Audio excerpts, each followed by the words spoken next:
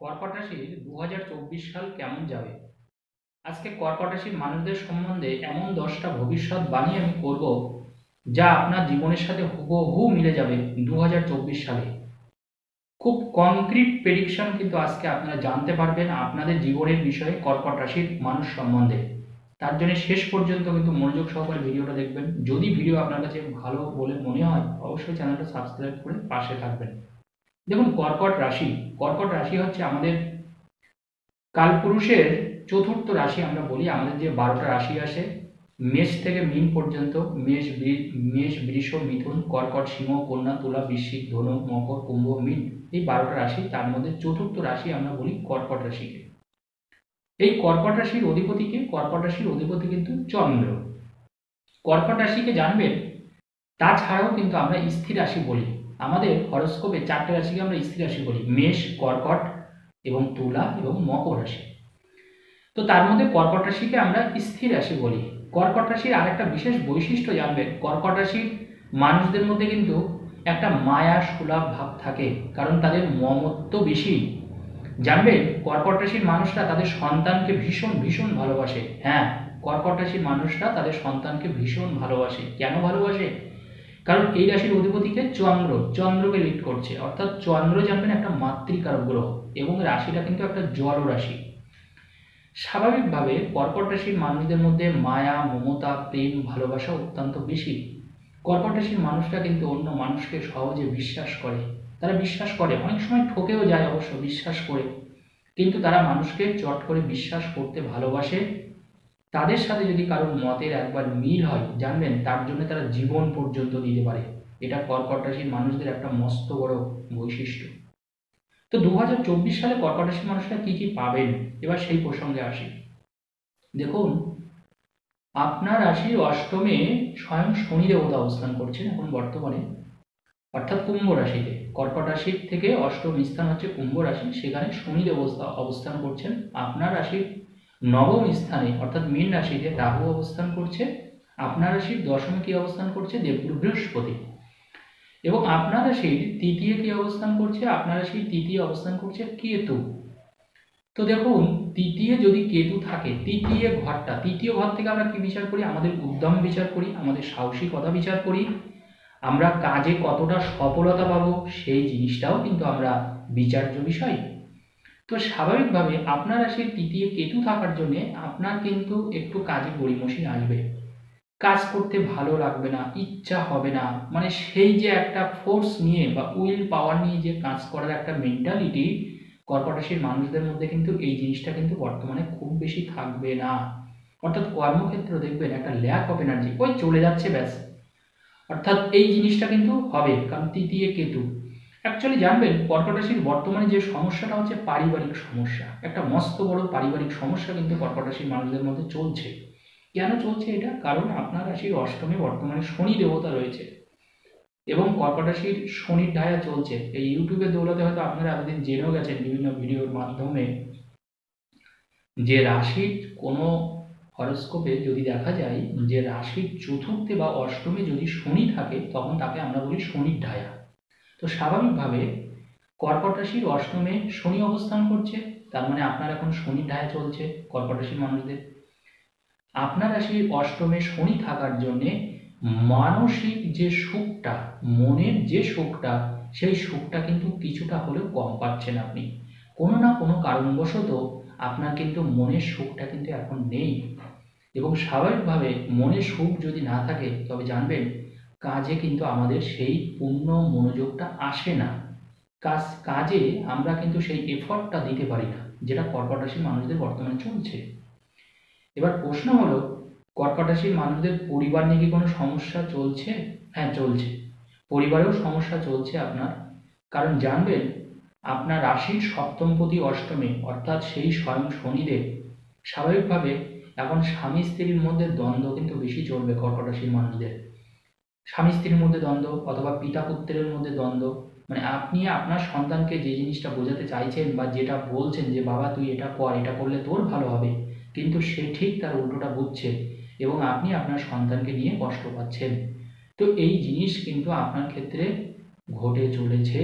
স্বাভাবিক কারণে আপনি কিন্তু আপনার সন্তানের কারণে বা পারিবারিক সমস্যার কারণে কিন্তু বিশেষভাবে কষ্ট পাচ্ছেন, কিন্তু জানবেন কর্মক্ষেত্র নিয়ে কিন্তু আপনি খুব বেশি ভুগছেন না। কর্মক্ষেত্র কিন্তু মোডের উপরে আপনার ঠিক আছে, কম হোক বেশি হোক কর্ম আপনার হচ্ছে কর্কট রাশির মানুষদের। আরও একটা যে কারণ, আপনার নবমে কিন্তু ভাগ্যস্থানে রাহু বসে আছে। নবমে রাহু থাকলে কি হয় অ্যাকচুয়ালি জানবেন, নবমে রাহু থাকলে জানবেন আমরা মানে শিকার হয়ে যাই। কি শিকার হই, মানে আমরা প্রতারণার শিকার হই। অর্থাৎ আপনি একটা জিনিস কিনলেন, আপনি জিনিসটা ভালো ভেবেই কিনলেন, কিন্তু কেনার পরে দেখলেন আপনি ঠকে গেলেন। আপনাকে যেটা বলে জিনিসটা বেচা হয়েছিল সেটা কিন্তু আপনি পাচ্ছেন না।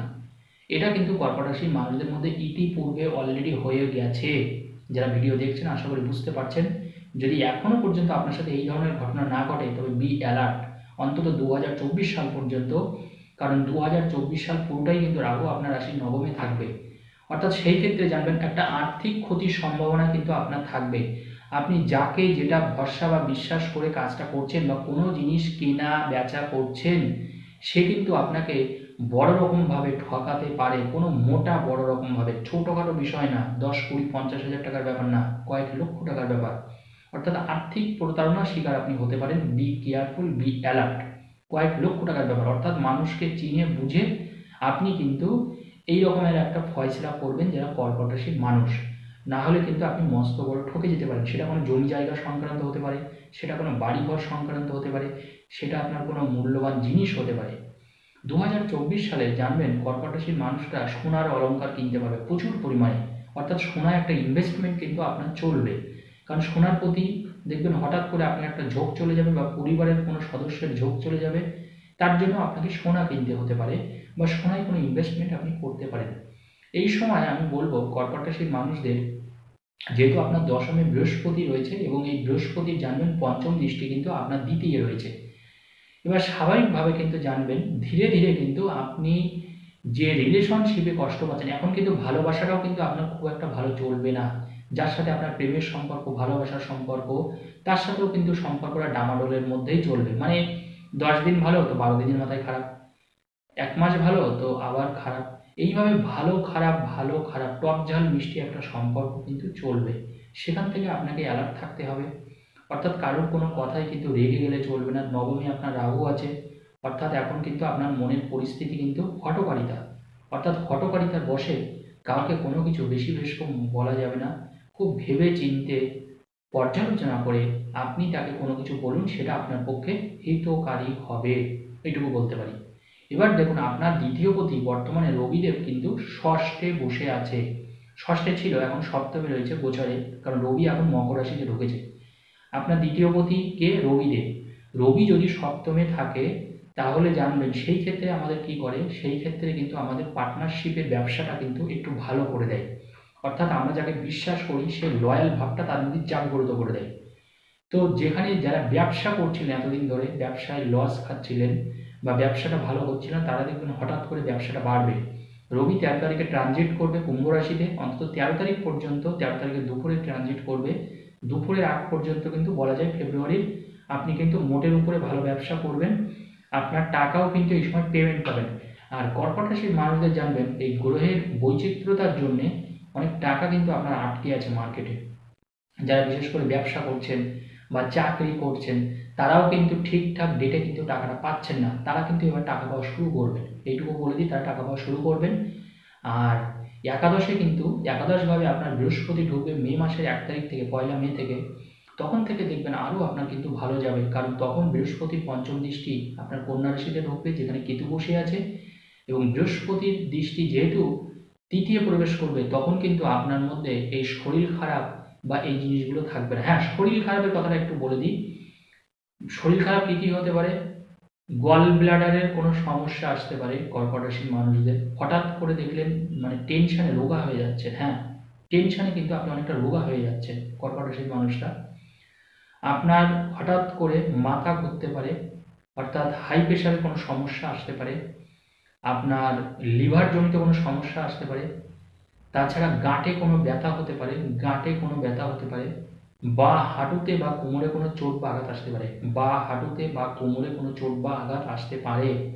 স্পাইনাল কর্ড অর্থাৎ মাঝখানের যে মেরুদণ্ডের যে পোর্শনটা আছে সেখানে কিন্তু কোনো আঘাত আসতে পারে। বি কেয়ারফুল, সিঁড়িতে ওঠানামা অথবা বাথরুমে চলাচল করার ক্ষেত্রে একটু সতর্ক থাকুন। তাছাড়াও কর্কট রাশির মানুষদের আমি বলবো সেটা হচ্ছে আমি বলবো যে মে মাস থেকে কিন্তু ভাগ্যটা অনেকটা ভালো হবে। আপনাকে আরও 3-4 মাস একটু ধৈর্য ধরতে হবে, কারণ মে মাস থেকে কিন্তু ভালো হবে। কারণ একাদশে যখন বৃহস্পতি চলে আসবে, এখন দশমে আছে, আপনার কর্মস্থানে বৃহস্পতি রয়েছে, তখন থেকে কিন্তু আপনার কিন্তু আরও কিন্তু ভালো হবে। বিশেষ করে আর্থিক দিক থেকেও আপনি ভালো ফল পাবেন, পারিবারিক দিক থেকেও ভালো ফল পাবেন, এবং আপনার মনের মানুষের সাথে সম্পর্কটাও ভালো হবে। যারা বিয়ের চেষ্টা করছেন একটু বলে দিই, হ্যাঁ, কর্কট রাশির মানুষদের কিন্তু বিয়ের যোগ চলছে, এটা অসুবিধার কিছু না। কারণ নবমে রাহু বসে আছে, রাহু আমাদের বিয়ের অনুঘটকের বিরাটভাবে কাজ করে পুরুষের ক্ষেত্রে, শুক্রও সেটা করে, এবং আপনার রাশির পঞ্চমে কিন্তু শুক্র বসে আছে এখন। তো স্বাভাবিক কারণে বিয়ের এখন কিন্তু মস্ত বড় চোখ চলছে কর্কট রাশির মানুষদের। যারা বিয়ের চেষ্টা করছেন বা বিয়েটা হচ্ছিল না, শেষ পর্যন্ত কেটে যাচ্ছিল, তাদের কিন্তু কর্কট রাশির মানুষদের মধ্যে এই বছরের মধ্যেই বিয়ে হবে, এবং সেটা মার্চের মধ্যেই বিয়ে হবে। আপনারা এই সময় মার্চ মাসের মধ্যে আপনারা একটু চেষ্টা করুন, আমি আশা করি এর মধ্যে কিন্তু আপনার বিয়েটা হয়ে যাবে। বাস্তুতে কেউ কোনো ক্ষতি করতে পারে, মনে রাখবেন, আপনার উপরে তন্ত্র মন্ত্র করে বা বাস্তুতে কেউ কোনো ক্ষতি করতে পারে কোনো প্রতিশোধ নেওয়ার জন্যে, সেখানে কিন্তু আপনি অ্যালার্ট থাকবেন। বাড়ির চারিদিকটা একটু সবসময় পরিষ্কার পরিচ্ছন্ন রাখবেন। কোনো সন্দেহজনক কোনো কিছু দেখলে সেটা কিন্তু অবশ্যই সরিয়ে ফেলবেন, কারণ বাস্তুতে কিন্তু কর্কট রাশির মানুষদের ক্ষতির চান্স আছে 2024 সালে। অলরেডি আশা করি আমি হয়েও গেছে, কিন্তু আরও হবে। কারণ শনি যতদিন অষ্টমে থাকবে, আপনার কিন্তু বাস্তুটা কিন্তু ক্ষতি করে দেবে, বা আপনার সংসারটাকে নষ্ট করার জন্যে কোনো মানুষ কিন্তু আপনার ক্ষতি করার চেষ্টা করতে পারে। সেখান থেকে যদি আপনি একটু খেয়াল রাখেন, আমার মনে হয় এটাকে আপনি ধরতে পারবেন। ধন্যবাদ, আজকের আলোচনা এই পর্যন্ত। যদি ভিডিও ভালো লাগে অবশ্যই লাইক ও শেয়ার করুন।